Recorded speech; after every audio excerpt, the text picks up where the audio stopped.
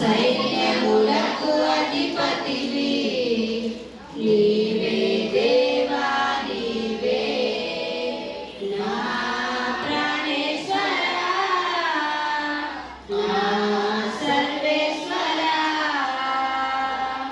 నా ప్రాణేశ్వరా నా సర్వేశ్వరా సైన్యములకు అధిపతివి నీవే దేవా నీవే సైన్యములకు అధిపతివి నీవే దేవా నీవే నా ప్రాణేశ్వరా నా సర్వేశ్వరా నా ప్రాణేశ్వరా నా సర్వేశ్వరా ఆరాధన స్తుతి ఆరాధన ఆరాధన స్తుతి ఆరాధన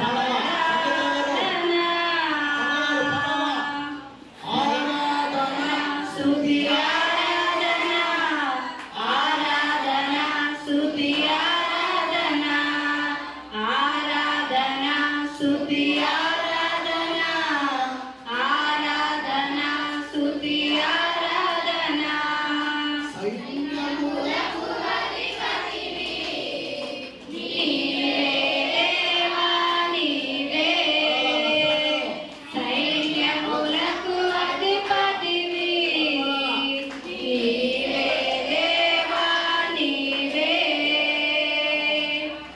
భూమిని ఆకాశమును సృష్టించిన నా దేవా భూమిని ఆకాశమును సృష్టించిన నా దేవా ఆకాశము నీ సింహాసనం భూమి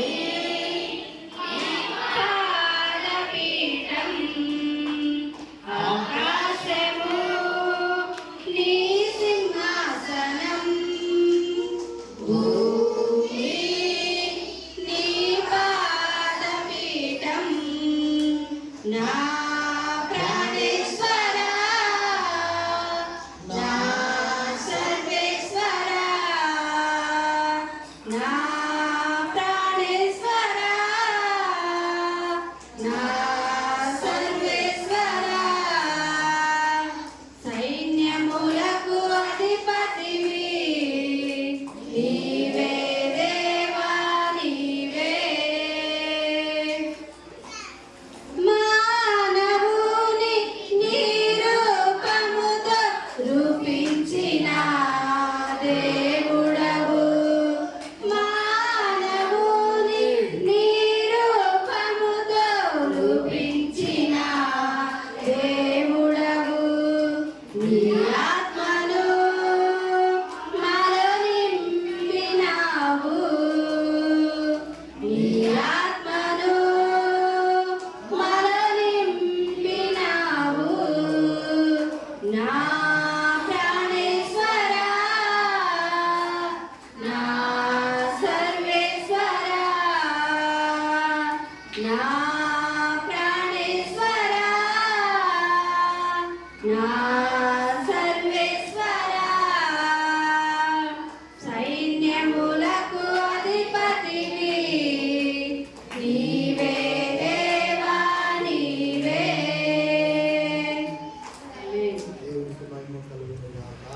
బైబిల్ కాలేజీ ప్రిన్సిపల్ గారు ఈరోజు మా మధ్యలోనికి రావటం చాలా సంతోషకరమైనటువంటి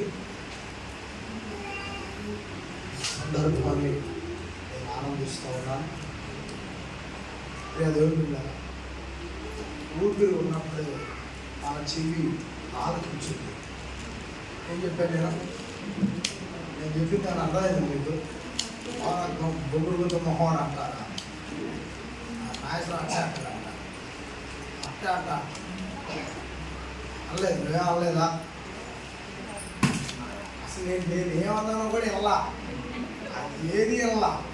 ఏడన్నాడు మనిషి, ఏడన్నాడు ఏడే ఉన్నాడు. కానీ పెట్టు మా ప్రాణం తీయడానికి పెట్టు, ఇది మాత్రం కరెక్టా? అది మా గొప్పదర్శనానికి పెట్టు. ఇది కాకపోతే ఏంటంటాం? అది కాకపోతే ఊపిరి ఉన్నప్పుడే చెవి ఏం చేస్తుంది?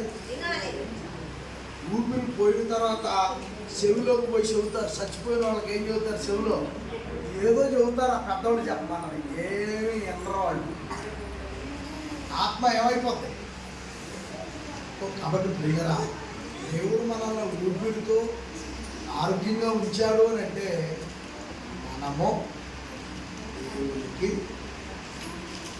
మంచి కార్యక్రమాలు చేస్తామని, దేవుని మాటలో మంచిగా మనం వింటామని, ఆయన ఇష్టంతో మనల్ని ఊపిరితో ఆరోగ్యంగా ఉంచాలి.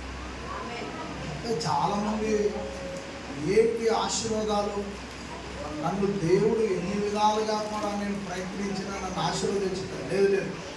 మనము ఈరోజు ఊపిరితో ఉండటమే ఏంటంట ఆశీర్వాదం.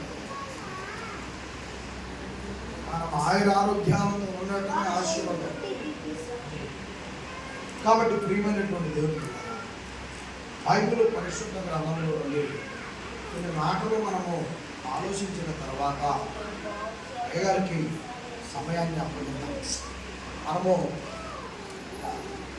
11:50 వరకు నేను మాట్లాడి ఒక 5 నిమిషాలు మీకు బ్రేక్ ఇచ్చి తర్వాత సరిగ్గా 12 గంటలకి గారికి సమయాన్ని అప్పగిస్తాను. గంటసేపు ప్రసంగించి మనల్ని భోజనానికి విడిచిపెడతారు. భోజనానంతరం మరలా మనం కూర్చొని దేవుని మాటలనే విందాం. ప్రియ దేవుని బిడ్డలారా, దేవుని యొక్క మాటలు మనం జ్ఞాపకం చేసుకుంటే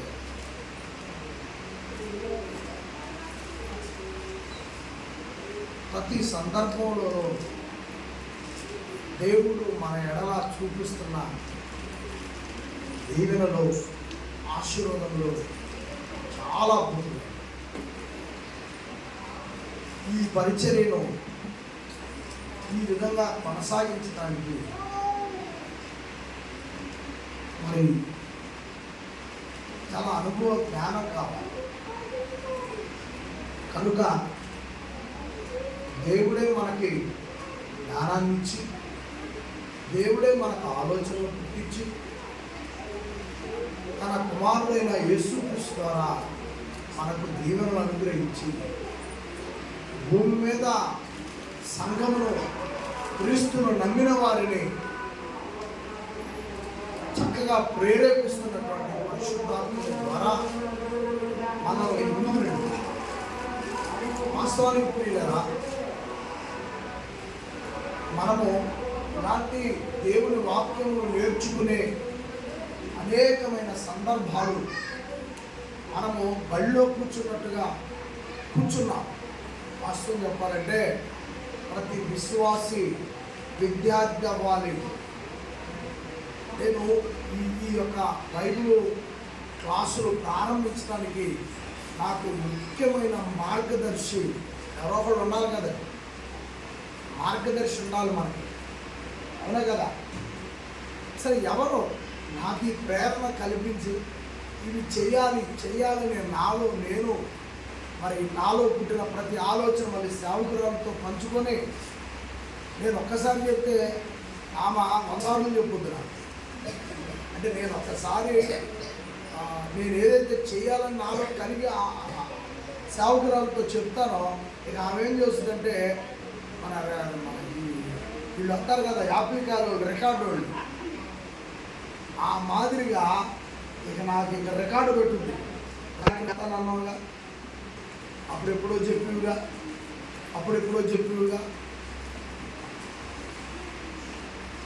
అవి చాలా ఖర్చుతో కూడిన వ్యవహారాలు. నీకు తెలియదు అరబాకున్నాను. ఎంతైనా అప్పు చేసుకుని అవసరమైనా అప్పు చేసుకున్నా నువ్వు చెప్పింది చెయ్యి. అంటే పరిశుద్ధాత్మ దేవుడు ఆమెలో నుండి ఏమని వివరిస్తాడు, నువ్వు చెయ్యాలా. దీనిద్దరికి కారణం యోహాను గారు రాసినటువంటి సువార్త బాగా చదివాడు. యోహాను గారు చాలా బాగా రాశారు. అందరు రాశారు, మత్తయ్య గారు రాశాడు, మార్కు గారు రాశాడు, లూకా గారు రాశారు. దేవుడు వాళ్ళని నడిపించినట్టుగా వాళ్ళు రాశారు. కానీ యోహాను గారు కొంచెం మెరుప మనకి కనుక బోధని వివరిస్తున్నారు. యేసు వారి జీవితాన్ని బాగా స్పష్టంగా ఇంకా బాగా మనకి చెప్పాడు. కాబట్టి పిల్లల యోహాను సువార్త 8వ అధ్యాయము ఒకసారి. అసలు ఈ బైబిల్ క్లాసులు ప్రారంభించడానికి మార్గదర్శి ఎవరో, అందరూ మీటింగులు కదా పెడతారు, మీటింగులు అందరూ మీటింగులు పెట్టుకుంటారు. కానీ మనం ఏం చేసాం, బైబిల్ క్లాసులు